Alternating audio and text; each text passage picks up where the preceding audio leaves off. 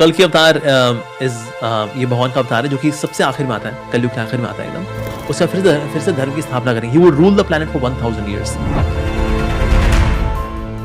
Humanity is just so discouraged with its own efforts that they need an external savior.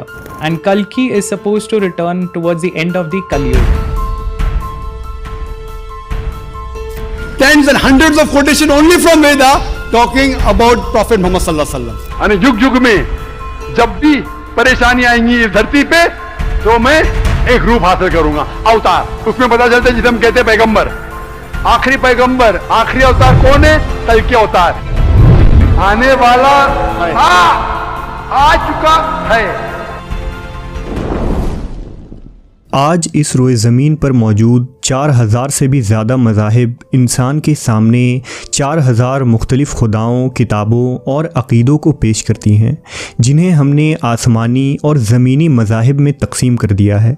लेकिन दर हकीकत तमाम मज़ाहिब आसमानी होते हैं, जिन्हें तब्दील करने और जिनमें रद्द व बदल करने में उन मज़ाहिब के उलमा का एक अहम किरदार होता है। इन तमाम मज़ाहिब में तौहीद, रिसालत और आखरत के तमाम तर तालीमात मौजूद होने के बावजूद उन्हें उनके पैरोकारों से छुपा दी जाती है, जिसकी एक मिसाल उलमाए यहूद हैं, जिन्होंने तौरेत में रद्द बदल की और उसकी असल पैगामात को छुपा दिया। अल्लाह ने अपने मुक़द्दस कलाम में 4 आसमानी किताबों का ज़िक्र किया है, यानी तौरेत, ज़बूर, इंजील और कुरान मजीद। लेकिन इंसानी तारीख़ के इस 1000 साला वक्त में इन 4 किताबों के अलावा भी बेशुमार पैगंबरों पर सहीफ़े और किताबें नाजिल हुईं, जिसकी मिसाल आदम अलैहिस्सलाम के बेटे हज़रत सीस पर नाजिल शुदा सहीफ़ा, हज़रत इब्राहीम पर उतारे गए सहीफ़े और इदरीस अलैहिस्सलाम का सहीफ़ा यानी हन्नौक की किताब है, जिन्हें कुरान मजीद में सूफ़े ऊला कहा गया है, जिसके माने सबसे पहले सहीफ़े और बिखरे हुए औराक हैं। इस लफ्ज़ को संस्कृत में आद ग्रंथ कहा जाता है। ये अव्वलीन सहीफ़े या आद ग्रंथ कहीं गायब नहीं हुए, बल्कि दुनिया में आज भी मुख्तलिफ़ नामों से मौजूद हैं। और यही नहीं, बल्कि उनमें लिखी बातें और पेशन गोइयाँ किसी हैरान कुन मुआजिज़े से कम नहीं। उन्हीं आद ग्रंथ में हिंदू धर्म की मशहूर किताब वेद है। दरअसल हिंदू या सनातन मज़हब दुनिया की कदीम तरीन मज़ाहिब में एक है। इस मज़हब के मुक़द्दस किताबों के मुताले से पता चलता है कि हज़रत नूह अलैहिस्सलाम के ज़माने में हिंदुस्तान में इस मज़हब का ज़हूर हुआ था। सरज़मीन हिंदुस्तान को साम बिन नूह की नस्ल से भरत नामी शख्स ने आबाद किया था, जिस मुनासिबत से हिंदुस्तान को भारत भी कहा जाता है। वेद और पुराणों में आदम अलैहिस्सलाम, उनकी औलादों, इंसानी तारीख़ की इब्तदा और हज़रत नूह का ज़िक्र मिलता है, जिन्हें मनूह कहा गया है। और आप अलैहिस्सलाम के ज़माने में आने वाले अजीम तूफ़ान की कहानी भी वेद में तफसील से मौजूद है, जिसे महाजल प्रलय का नाम दिया गया है। इसमें कोई शक नहीं कि अल्लाह ने दुनिया के हर इलाके और मुल्कों में कम से कम एक पैगंबर को ज़रूर माबूस किया है। लिहाजा हिंदुस्तान की सरज़मीन पर भी एक नबी ज़रूर माबूस हुए होंगे, जिनका नाम या तो तारीख़ के औराक में कहीं गुम हो गया या दूसरे कौमों की तरह हिंदुओं ने उन्हें अपना देवता बनाकर उनकी पूजा शुरू कर दी।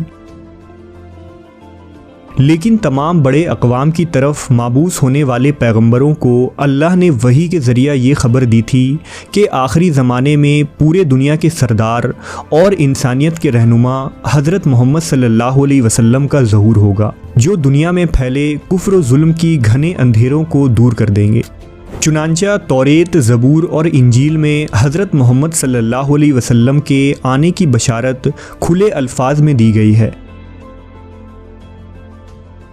लिहाजा दुनिया के इस कदीम मज़हब यानी सनातन धर्म की मुक़द्दस सहीफ़े वेद में भी सरकार दो आलम मोहम्मद सल्लल्लाहु अलैहि वसल्लम के आने की खुशखबरी मौजूद है। और ये पेशन गोई हज़ारों साल गुज़रने और इन किताबों में ज़बरदस्त रद्द बदल होने के बावजूद वैसी की वैसी मौजूद है। दरअसल हिंदू मत की किताबों में उनकी असल तालीमात यानी एक खालिक व मालिक, आखरत, जन्नत व दोज़ख का तसव्वुर आज भी मौजूद है। और इंसाफ पसंद हिंदू उलमा और मुहक्किकीन इन पेशन गोइयों की मौजूदगी का एतराफ़ भी करते हैं। अगर हिंदू मत की किताबों में मौजूद उसूल और बुनियादी अकीदों की बात करें तो पुराणों में ईश्वर के अवतार का तस्वुर मिलता है।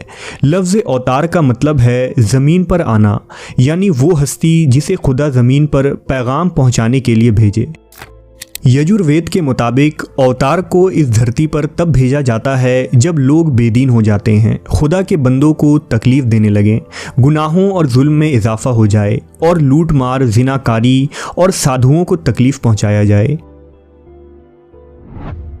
शास्त्रों के मुताबिक अवतार की कई किस्में हैं, मसलन विमा अवतार, आवेश अवतार, अंश अवतार वगैरह। मज़ीद ये कि हिंदू मत के तमाम देवताओं मसलन ब्रह्मा, राम और विष्णु के 10 से लेकर 24 अवतार हैं जो हर युग में इंसानियत की रहनुमाई के लिए और बुराई के ख़ात्मे के खातिर पैदा होते हैं। अब सवाल ये उठता है कि युग क्या है? तो दरअसल हिंदू पुराणों और सहीफ़ों के मुताबिक वक्त को 4 हिस्सों में बांटा गया है: सतयुग, त्रेता युग, द्वापर युग और कलयुग। पांडवों के ज़हूर के बाद कलयुग की इब्तिदा हुई जिसमें हम अभी जी रहे हैं। इस युग में बुराई और गुनाहों की ज़्यादती और नेकी को बहुत ही कम बताया गया है। हिंदी इल्म फल्कियात के मुताबिक कलयुग 3102 कबल मसीह की निस सब को शुरू हुआ था और ये वो वक्त था जब श्री कृष्ण ने दुनिया को खैराबाद कहा। इन तमाम युगों में हिंदू देवता विष्णु के 9 अवतारों को इस ज़मीन पर भेजा गया था जिन्होंने लोगों को राह रास्त पर लाया और गुनाह और बुराई का खात्मा किया।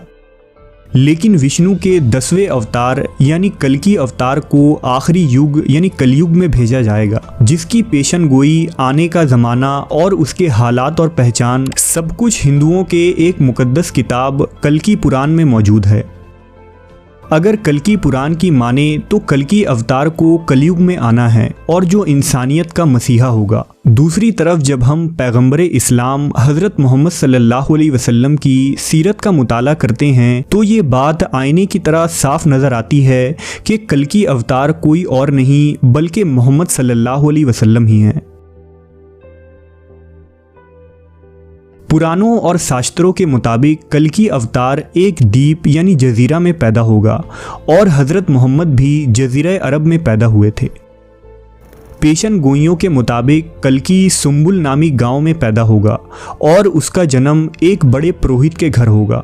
अगर लफ्ज़ शुम्बुल का तर्जुमा करें तो इसका मतलब अमन का इलाका है और नबी सल्लल्लाहु अलैहि वसल्लम भी अमन की जगह यानी मक्का में पैदा हुए और बड़े पुरोहित से मुराद जनाब अब्दुल मुतल्लिब हैं जो हरम के मुतवल्ली और आपके दादा थे। कल्कि पुराण के मुताबिक कल्कि पहाड़ की तरफ जाएगा और परशुराम से ज्ञान हासिल करेगा और बाद में उत्तर की जानिब जाएगा, फिर वापस आ जाएगा। ये पेशन गोई आप सल्लल्लाहु अलैहि वसल्लम की ज़िंदगी से बिल्कुल मुमासिल है।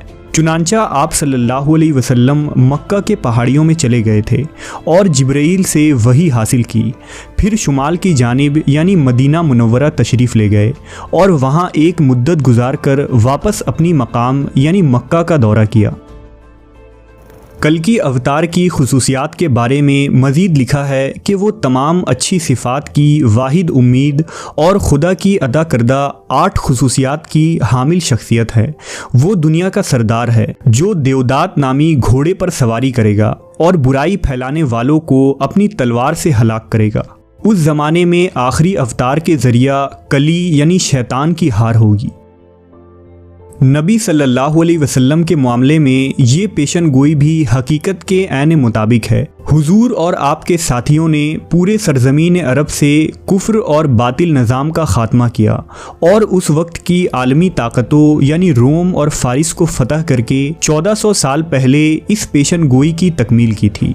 रही बात देवदात यानी खुदाई घोड़े पर सवारी की, तो सफ़र मिराज में हुजूर का बुराक पर सवारी करना इस बशारत की भी मिज़दाक होती है।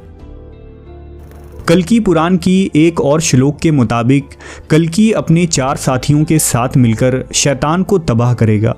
नबी सल्लल्लाहु अलैहि वसल्लम के वो 4 साथी खुलफाए राशिदीन हैं जिन्होंने शाना बशाना हुजूर के साथ जुल्म और बातिल कुव्वतों के ख़िलाफ़ जंगें लड़ी और तागूती निज़ाम को तबाह करके हक़ का परचम लहराया, जिन्हें दुनिया आज अबू बकर, उमर, उस्मान और हज़रत अली रज़ियल्लाहु ताला अन्हो के नाम से जानती है।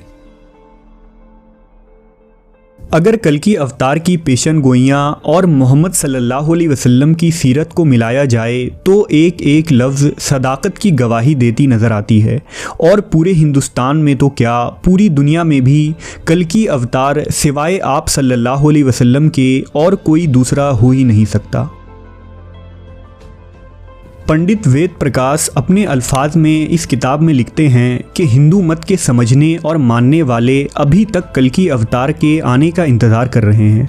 उनका ये इंतज़ार ऐसा है जो कि क़यामत तक ख़त्म होने वाला नहीं है, क्योंकि ये जिस आला हस्ती का इंतज़ार कर रहे हैं उस मुक़द्दस हस्ती का ज़हूर इस दुनिया में हो चुका है, और वो अपना काम मुकम्मल करके 1400 साल कबल ही इस दुनिया से रहलत फरमा गए हैं।